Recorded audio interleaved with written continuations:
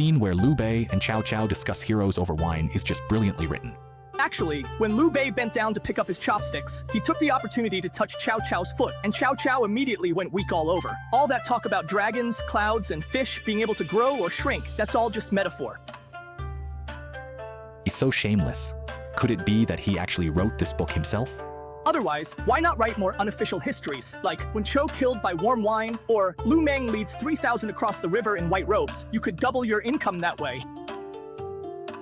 Ding Fu and Zhong De got upset with the folks in the county because they couldn't afford the tuition fees. Exactly. Are they supposed to just get it for free? Do you have any idea how many fake accounts the county has cooked up just to keep it from the court? What if these talented young people run off after finishing their studies? Wouldn't that be a huge loss? Hold on. What I mean is, you're not being ruthless enough. What do you mean?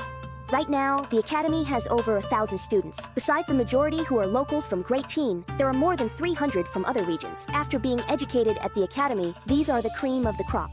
Get to the point. A 9 out, 13 back interest rate is still a bit low. 9 out, 23 back sounds about right. Also, have Huzi Shu pretend to be a bandit and rob the living expenses their families send them. Without living expenses, they'll have no choice but to take out Academy loans. That way, wouldn't all the talented people in the world end up in our Qin's pocket? Hehehe. I didn't train you for nothing.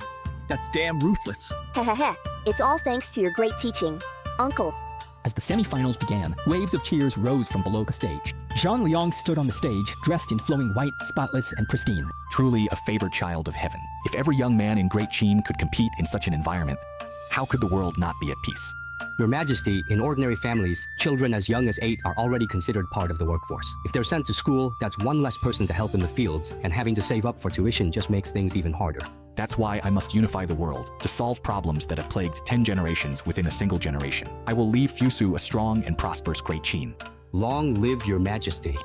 Commoners are supposed to serve the nobility, not come here to study like you. Even though we're 3 steps apart, I can still smell the stench of poverty on you. Quit pretending and say that after you beat me. Are you ready? Here are the match rules. No eye gouging, no kicking below the belt, and stop when you've made your point. We're all classmates here. Friendship comes first, competition second. Get ready. Wait a second. Qin Xiaosu, what are you hiding in your sleeve? I'm telling you, the tournament doesn't allow water, ash, or powder. I'm worried my hands slip. Isn't it fine to use powder? No way, toss it out. Hey, hold on. What's that tucked in your waistband?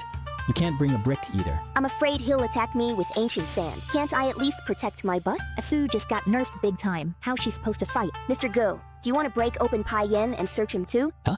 What kind of students are these? I've long been dissatisfied with Principal Sharon's teaching methods, but the principal insisted on his way. Now Qin Xiaosu is like a little troublemaker, running around with Lu Ji all day, corrupting the school's atmosphere. I hope your skills aren't as ridiculous as you are. Sorry, I ate too much at lunch. Did you eat garlic?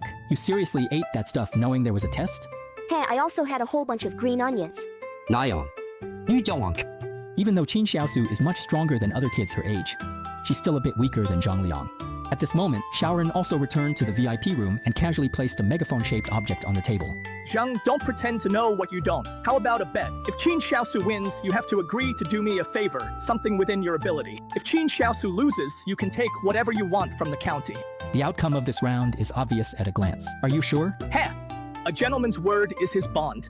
You consider yourself a gentleman. Shaoran quickly took out paper and pen to write a contract. It's not even our real names anyway, so what does it matter if we write it down? Read it out loud. Why do I have to read this out loud? It's like making a vow. It's a custom in our county. You already signed it, so what's the problem with reading it out loud? Or are you saying your name is fake? There are only 3 people in the room anyway, so there's nothing to lose. What's the harm in reading it? Make it sound nice. Heaven is listening, you know. My love for you is like pulling up my pants pocket. No one else can see it, but I know how heavy it is inside.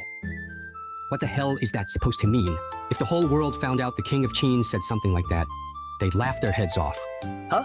What are you laughing at? Come on, as a witness, you have to read one too. Silent Sorrow, the family's old yellow dog. They've really gone too far, even came up with research for this. Okay, the contract is set. You guys take your time. I won't bother you anymore. Thud. Why do I feel like something's off? What did he just blow up? No need to worry. Qin Xiaosu isn't with Zhang Liang. With the hell? With a cry from Zhao Gao, Ying Zhang turned and saw Zhang Liang, who had been pinning Fusu, now with a twisted face. Fusu seized the chance and flipped Zhang Liang, pinning him instead. I give up. Mr. Gu, help me. I'm about to suffocate. Everyone stared in shock at what was happening. Qin Xiaosu was clearly beaten black and blue, and Zhang Liang had the upper hand, so why did he surrender? Could there Don't forget to subscribe to Diao Toon so you never miss a new hilarious episode.